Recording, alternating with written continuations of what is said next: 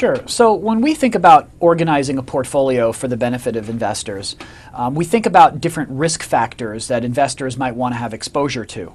Now, presumably, investors have portfolios that are diversified across multiple asset classes, but our strategy is designed to be for the portion of their portfolio in U.S. growth equity.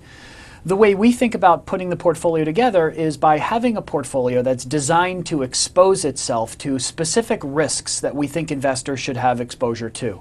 An example of that might be, and a good one to talk about today would be momentum. It's well documented looking back over time that investors tend to hang on to their winners a little bit longer than perhaps they should relative to fundamentals.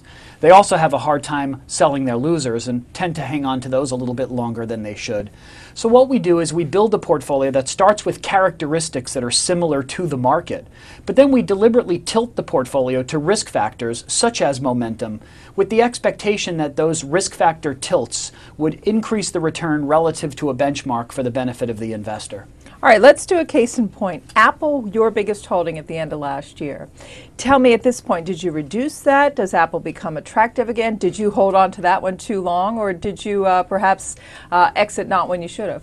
So as a quantitative growth manager, we don't really pay too much attention to any one name. Frankly, at any given day, we'll own a couple of hundred securities, very much like a market basket or index, and we're somewhat indifferent to any one company.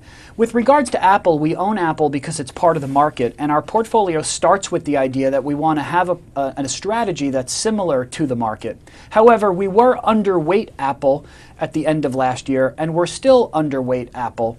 The reason we were underweight on the way up is because we have a rule that's set such that we can never have any one company be more than 5% of the portfolio.